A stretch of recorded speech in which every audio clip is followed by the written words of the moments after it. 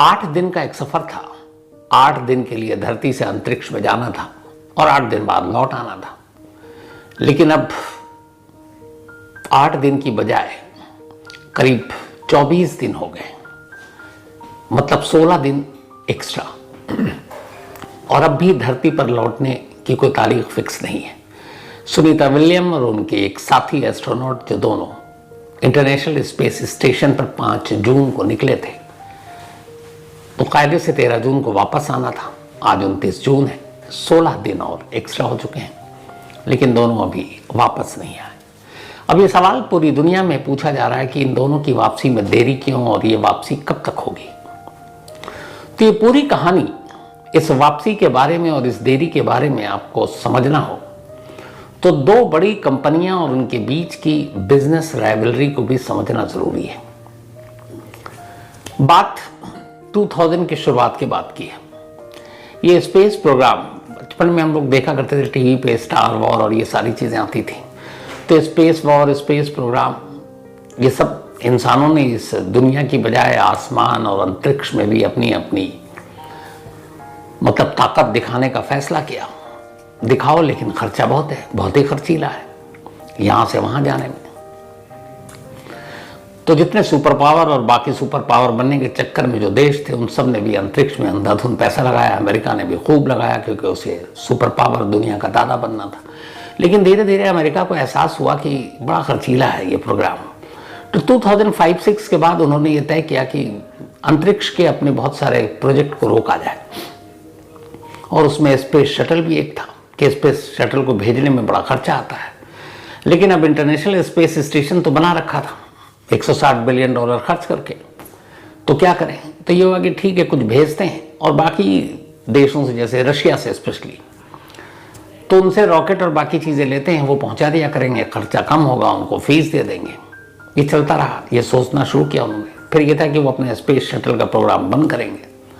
लेकिन फिर तभी अमेरिका को ख्याल आया कि क्यों ना हम अपनी जेब से खर्च करने की बजाय कुछ प्राइवेट कंपनियों को आगे बुलाते हैं और उनसे कहते हैं कि भैया तुम आओ, तुम स्पेस शटल और ये सारी चीज़ें बनाओ और ले जाओ, हम तुम्हें मदद करेंगे, हम तुम्हें फंड देंगे। अब ये बात नासा के थ्रू एक तरह से सामने आ रही थी कि अब इसका प्राइवेटाइजेशन हो रहा है। जो इस फील्ड के महारथी हैं उनको आगे आना है। एक महारथी थी बोइंग। बोइंग इस दुनिया में सबसे ज़्यादा जो प्लेन बनाते, जो एविएशन में मतलब शहंशाह है। तो बोइंग कंपनी, हालांकि इस दुनिया में तो प्लेन उड़ाने का तजुर्बा, लेकिन स्पेस में स्पेस शटल भेजने का और ये इसका कोई तजुर्बा नहीं, क्योंकि ये तो सब जो नासा जैसे लोग या फिर अपने इसरो जैसे लोगों का काम है। लेकिन बोइंग ने कहा कि चलो इसमें मुनाफा है, देखते हैं, फंड मिलेगा। उधर एक शख्स और था जिसका बचपन का एक ड्रीम था, उसके हमेशा सपने ही अजीब अजीब होते थे। उस शख्स का नाम था Elon Musk. South African father, South Africa के प्रेटोरिया में जन्म हुआ, मां कैनेडियन। और उसके बाद वो बड़ा होता है, लेकिन बहुत इससे पहले कि बालिग हो, साउथ अफ्रीका छोड़ देता है। उसकी वजह यह थी कि वहां पे मैंडेटरी था कि आप कुछ वक्त के लिए मिलिट्री में सेवा देंगे, और रंग भेद नस्ल साउथ अफ्रीका में बहुत था। एलन मस्क को ये पसंद नहीं। उसने साउथ अफ्रीका छोड़ा और वो अमेरिका पहुंचा। वहाँ यूनिवर्सिटी में दाखिला लिया, पढ़ने लिखने में तेज, टेक्नोलॉजी, साइंस, इन सब में दिलचस्पी। और धीरे धीरे उसको स्पेस और टेक्नोलॉजी और जो नई चीज़ें आ रही थी उनमें बड़ी गहरी दिलचस्पी। उसे रफ्तार का भी बहुत शौक था कि दुनिया में जो भी ट्रेन, प्लेन ये सब चल रहे हैं, इनकी रफ्तार और कैसे बढ़ाएं, और कैसे इंसानों का बोझ कम करें काम करने का, मशीनें ज़्यादा काम करें। तो ये सारी चीज़ें थी। एलन मस्क धीरे धीरे, पहले उसने कुछ रॉकेट के ऊपर काम किया क्योंकि स्टूडेंट बहुत तेज़ था। फिर वक्त बीता, बहुत सारी चीज़ों में उसने बिजनेस में हाथ आजमाया। फिर उसका एक ड्रीम टेस्ला कार आई।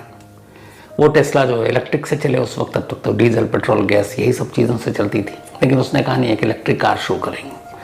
फिर धीरे धीरे उसने कहा नहीं, एक ऐसी कार शुरू करेंगे जिसमें कोई ड्राइवर ना हो, ड्राइवरलेस। और वो हकीकत हुआ। आज टेस्ला कार अमेरिका में बिकने वाली सबसे ज़्यादा कार है। और इत्तेफाक से भी जब मैं अमेरिका गया तो मुझे टेस्ला में ख़ास तौर पर बैठने की दिलचस्पी थी, ये देखना कि एक टेस्ला कार अपने आप कैसे चलती है, वो भी तेज़ रफ्तार। तो हालांकि मैं जिस कैब में बैठा हुआ उसमें वो ड्राइवरलेस नहीं, ड्राइवर थे, और पर मेरी दिलचस्पी थी। मैंने कहा कि आप इसको ऑटो पायलट पे चला कर दिखाइए, और उन्होंने दिखाया। 65 माइल्स की रफ्तार से लगभग 100 किलोमीटर हो गया प्रति घंटा, उससे ज़्यादा वो गाड़ी चली बाद में। और मैं उस गाड़ी में था और मैंने देखा और उसके फीचर्स देखे। ऑटो पायलट पे चलते हुए, बिना ड्राइवर के, बिना हाथ लगाए हुए स्टीयरिंग कैसे घूम रहा है, कैसे गाड़ी भाग रही है, कैसे लेन बदल रही है, वो सारी चीज़ें, कैसे स्पीड मेंटेन कर रही है। अब वहाँ पे स्पीड ब्रेकर और बाकी तो थी नहीं, तो इसलिए मसला कुछ हुआ नहीं। लेकिन शानदार आविष्कार, कोई शक नहीं टेस्ला का। पता नहीं भारत में कब आएगा, कितना कामयाब हो। तो खैर वो टेस्ला भी बना। अब धीरे धीरे दिलचस्पी टेस्ला के बाद, जो पहले ट्विटर था आपको पता है, जो अब एक्स हो गया है, वो भी एलन मस्क ने खरीदा। लेकिन उसकी दिलचस्पी साइंस एंड टेक्नोलॉजी में ज़्यादा है। फिर यह हुआ कि उधर पता चला नासा जो है अमेरिका के अंतरिक्ष प्रोग्राम में प्राइवेट पार्टियों को बढ़ावा दे रही है। तो एलन मस्क के दिमाग में ये बात आई कि जो अंतरिक्ष है, जो स्पेस है, इंटरनेशनल स्पेस स्टेशन है, ये सब एस्ट्रोनॉट और इतने सारे लोग जो बस खास चुनिंदा लोग होते, यही क्यों जाए? इस धरती के वो इंसान क्यों ना जाए जिनकी जाने की हैसियत है? बहुत सारे लोग दुनिया घूमते हैं, वर्ल्ड ट्रैवल करते हैं, पैसों की कमी नहीं। तो ऐसे अमीर लोग भी तो स्पेस का सफ़र तय कर सकते हैं, वहाँ घूम फिर सकते हैं। एलन मस्क के दिमाग में ये बात आई और उसने उसी वक्त से इस पे काम करना शुरू किया। उधर फिर नासा ने भी कांटेक्ट किया। अब एक तरफ बोइंग, एक तरफ एलन मस्क की वो कंपनी स्पेस एक्स, जो नाम रखा एक्स, ट्विटर का भी नाम है, वो स्पेस एक्स, और उस पर काम करना शुरू किया। 2010 में पहली बार एलन मस्क ने अपने जो स्पेस एक्स और उसका नाम रखा जो ले जाने का, ड्रैगन, तो उस ड्रैगन का टेस्ट किया 22 मई 2000, बल्कि 2010 को 8 दिसंबर 2010 को पहली बार इसका टेस्ट किया। ये टेस्ट इसलिए मायने रखता था क्योंकि एलन मस्क ने कहा कि वो ऐसा अंतरिक्ष यान बनाएगा जो मुसाफिरों को, टूरिस्ट को लेकर जाएगी। सपना देखिए आप, और ऐसे लोगों की कमी तो है नहीं। समंदर की गहराई में जाकर टाइटैनिक के मलबा देखने वाले भी लोग हैं, तो आसमान में जाने के शौकीन भी लोग हैं। तो पहली बार 8 दिसंबर 2010 को ड्रैगन स्पेस क्राफ्ट, जो एलन मस्क की कंपनी स्पेस एक्स ने डिज़ाइन किया, उसका टेस्ट हुआ। इसके बाद दूसरी बार 22 मई 2012 को फिर से ड्रैगन स्पेस क्राफ्ट का टेस्ट किया गया। और ये टेस्ट ऐसे नहीं हुआ, असल में इसमें कोई थे नहीं इंसान। इसको भेजा गया उसी इंटरनेशनल स्पेस स्टेशन पर, जिसकी कहानी कल मैंने आपको सुनाई थी, जो 5 देशों ने मिलकर बनाई, खर्चा दिया, अमेरिका, रूस, कनाडा, यूरोपियन यूनियन और चीन। तो अब ये जो एलन मस्क का स्पेस क्राफ्ट था, ये उसी स्पेस स्टेशन पर जाता है इंटरनेशनल, और ये कार्गो के तौर पे काम करता है। टेस्ट भी हो रहा है, पैसे भी कमा रहे हैं। उन्होंने नासा से पूछा, भैया कुछ भेजना है, क्योंकि वहाँ स्पेस स्टेशन में हर वक्त कोई ना कोई एस्ट्रोनॉट रहता है रिसर्च करने के लिए, तो वहाँ सामान भेजना है। तो एक कुरियर के तौर पर, एक कार्गो के तौर पर इस क्राफ्ट का इस्तेमाल किया और सामान भेजना शुरू किया। तो पहली बार में 2 बार इस तरीके से कार्गो का काम किया गया। और फिर आखिर में 30 मई 2020 बड़ा मतलब इम्पॉर्टेंट दिन था, और ये वही साल था जब मस्क के लिए 2 खुशखबरी आई थी। एक, ट्विटर खरीद लिया था, ट्विटर से उनका झगड़ा था, उन्होंने कहा लाओ ट्विटर को अब मैं सिखाता हूँ, ट्विटर खरीद कर फिर एक्स कर दिया। उनको इल्ज़ाम भी लगा था, बहुत सारे आधे कर्मचारियों को निकाल दिया। एक ये भी था, डोनाल्ड ट्रंप जो प्रेसिडेंट थे, उन पर एक वो जो वॉशिंगटन में कैपिटल पर हमला कराने का हमला था, तो ट्विटर ने ब्लॉक कर दिया था। मस्क ने खरीदते ही ट्विटर पर इसको, ट्रंप को वापस ले आए। तो 30 मई 2020 को पहली बार एलन मस्क का ड्रैगन स्पेस क्राफ्ट अंतरिक्ष में जाता है इंटरनेशनल स्पेस स्टेशन पर, और 2 मुसाफिरों को लेकर। और ये दोनों मुसाफिर जो थे, सैलानी, ये असल में नासा के एक्स एस्ट्रोनॉट ही थे। तो वहाँ ले गया और फिर वापस सकुशल इनको लैंड करके उतारा गया अटलांटिक महासागर में, और ये एक बड़ी कामयाबी थी। इसके बाद तो फिर एलन मस्क की जो कंपनी है, अब तक 42 बार लॉन्च हो चुका है ड्रैगन, और 38 बार ये इंटरनेशनल स्पेस स्टेशन की यात्रा कर चुका है। 38 टाइम्स एलन मस्क की ये कंपनी ड्रैगन तमाम कई बार नासा वासा के लिए सामान भी लेकर जाते हैं जो भी ज़रूरत होता है, और फिर लेकर आते हैं। और जो टूरिस्ट हैं उनको जाने का शौक है उनको भी ले जाते हैं, पर उनका फ़ीस बड़ा महंगा है, $55 मिलियन एक आदमी। और ड्रैगन के स्पेसक्राफ्ट में 7 लोग बैठ सकते हैं मैक्सिमम। तो $55 मिलियन इंडियन करेंसी में करीब कितना कहेंगे आप, 4.5 अरब या नहीं ज़्यादा हो गए, काउंटिंग पता नहीं। $55 मिलियन देख लीजिए, आजकल 84 रुपीज़ पर डॉलर है।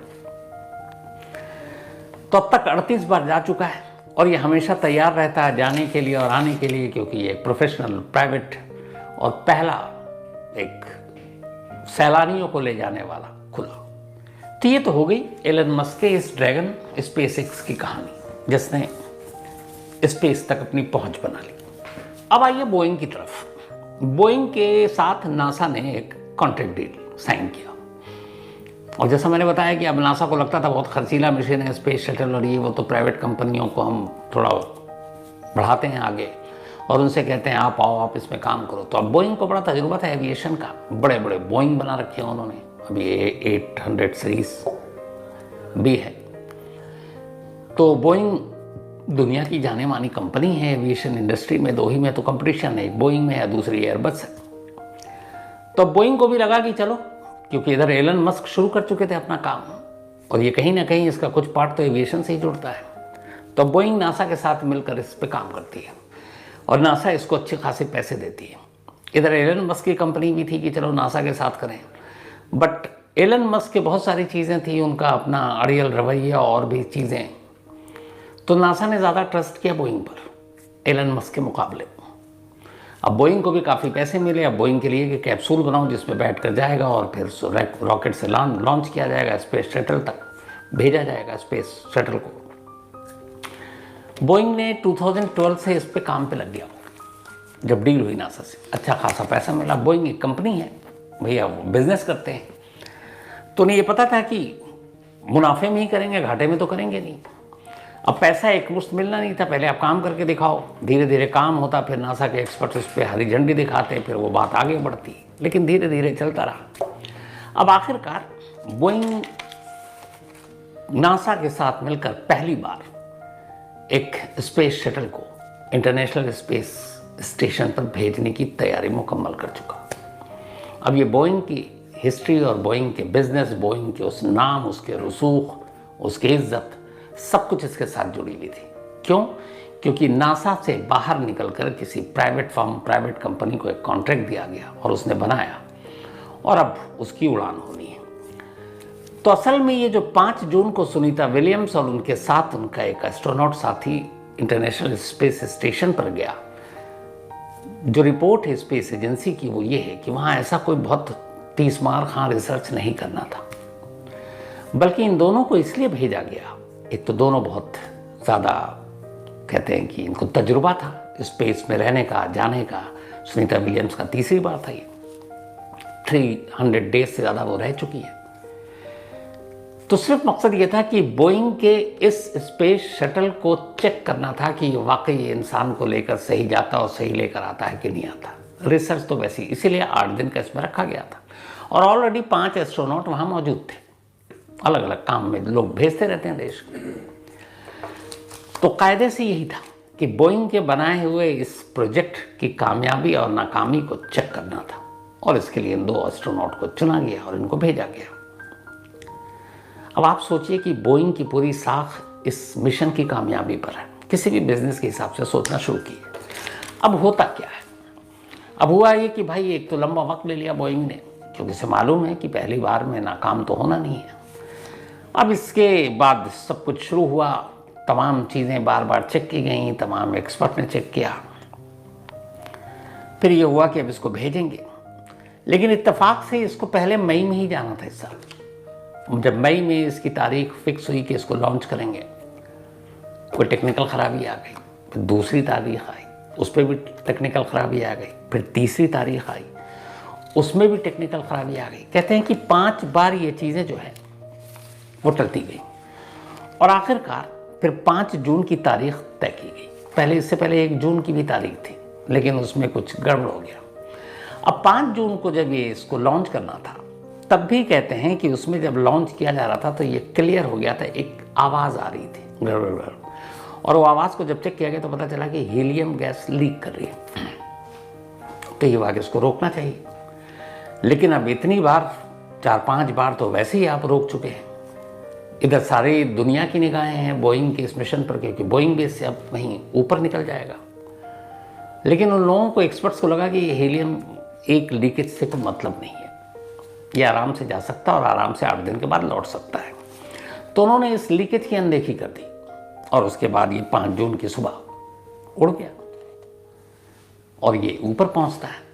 लेकिन फिर तब उधर से ब्रुक्स, जो दूसरे विलियम के साथ थे, सुनीता के साथ, वो बताते हैं कि आते आते यहाँ एक नहीं, अब 5 जगह से हीलियम लीक कर रहा है। अब ये हुआ कि क्या करें।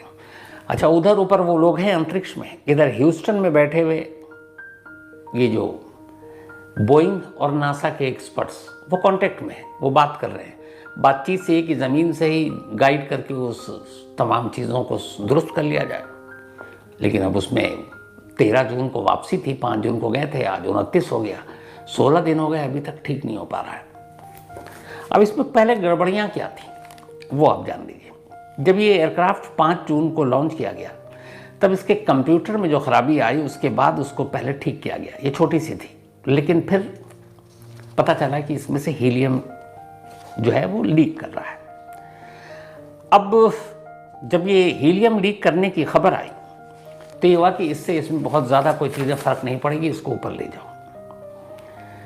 फिर उसके बाद अब इसके एक थस्टर में, थस्टर वो चीज़ होती है जो आपके स्पेस शटल को ऊपर ले जाती है, जो आपने उस वक्त भी देखा होगा चंद्रयान मिशन के दौरान में। तो पता चला कि जो थस्टर इसमें 14-15 थे, तो उनमें से 4 थस्टर ने भी काम करना बंद कर दिया, जो आपको ऊंचाई पर धक्का मारकर और वो सारी चीज़ें ले जाता है। और वो फिर आपके स्पीड को बदलने में, बाकी चीज़ों में, एक रॉकेट जो है वो सारी चीज़ें मदद करता है, दबाव को झेलता है। तो उसमें भी खराबी आई, कहा गया कोई बात नहीं है। अब ये सारी चीज़ें वो खराबी थी जो अगर कायदे से अकेले नासा इस मिशन को हैंडल करता तो शायद कभी 5 जून को लॉन्च ही नहीं करता।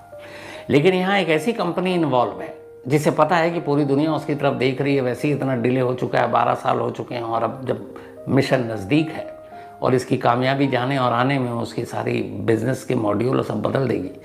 उसको ये है कि छोटी छोटी चीज़ें होती हैं, चलो निकाल लो, हो जाएगा।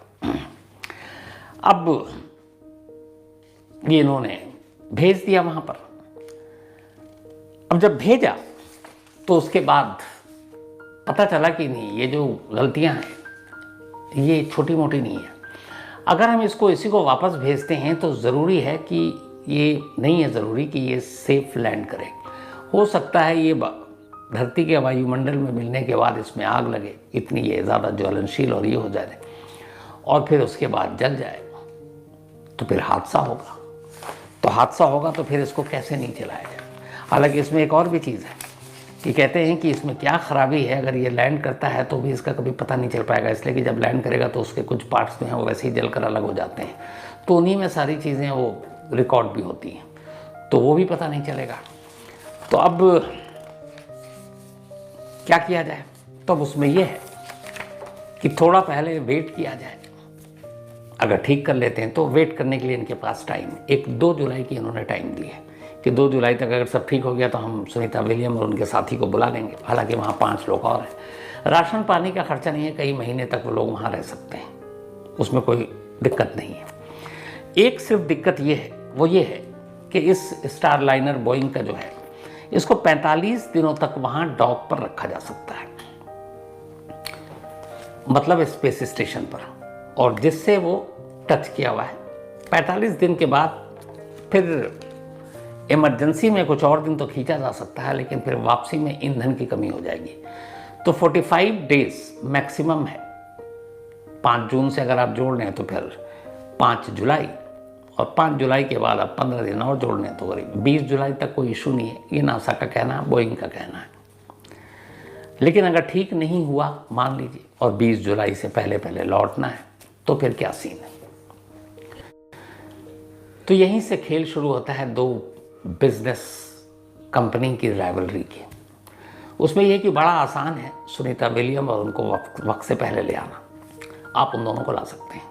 लेकिन फिलहाल वहाँ पे एक अभी तो पहले ये कि बातचीत बनेगी कि नहीं, उससे पहले एक और सुनिए।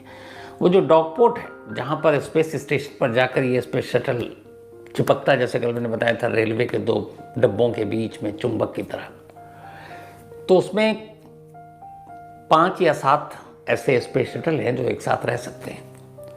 उसमें पोर्ट खाली नहीं है डॉगपोर्ट का, मतलब जितने भी हो सकते थे 5 शटल आके वहाँ पे स्टेशन पर रुके। मान लीजिए एक प्लेटफॉर्म पे 5 ट्रेन ही एक वक्त में आ सकती है, तो इस वक्त स्पेस स्टेशन पर 5 ट्रेनें आई नहीं, तो प्लेटफॉर्म कौन सी खाली है। तो अब अगर यहाँ से एलन मस्क के इस स्पेस शटल को भेजते भी हैं ड्रैगन को, तो वो किस प्लेटफॉर्म पे रुकेगा, क्योंकि तो सब बिजी हैं।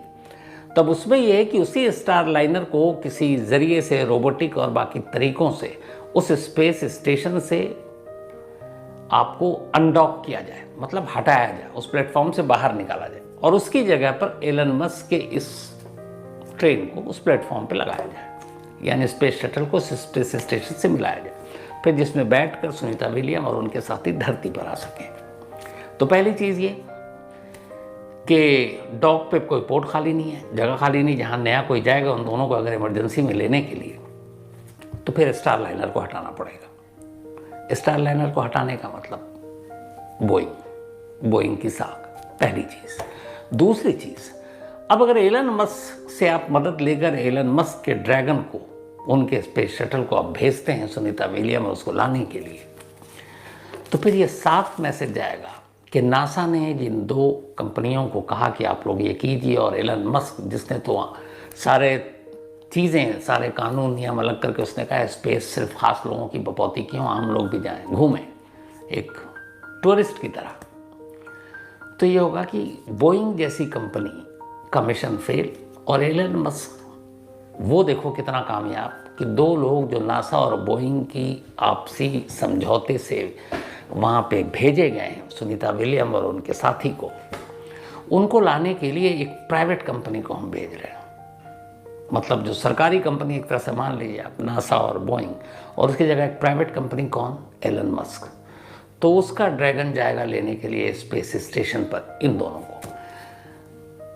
इंसान की जान कीमती है, हो सकता है ये फैसला हो भी जाए, एलन मस्क के ड्रैगन की मदद ली जाए और वो लेकर आ भी जाए, क्योंकि वो लगातार आना जाना लगा हुआ है। लेकिन अब तय करना है नासा को, और नासा को तय करने में दुश्वारी यही आ रही है कि वो बोइंग से पंगा कैसे लें, क्योंकि अगर बोइंग की जगह पर यह इसको ठीक नहीं किया गया और एलन मस्क उनका SpaceX, उसका ड्रैगन स्पेस में जाता है सुनीता विलियम और उनके साथी को वापस लाने के लिए, तो ये एक दाग, एक धब्बा होगा बोइंग पर और बोइंग के इस पहले ही मिशन पर। तो यहाँ पर बिजनेस राइवलरी आ गई है, क्योंकि पूरी साख मिट जाएगी और उधर एलन मस्क वहाँ पहुँच जाएंगे।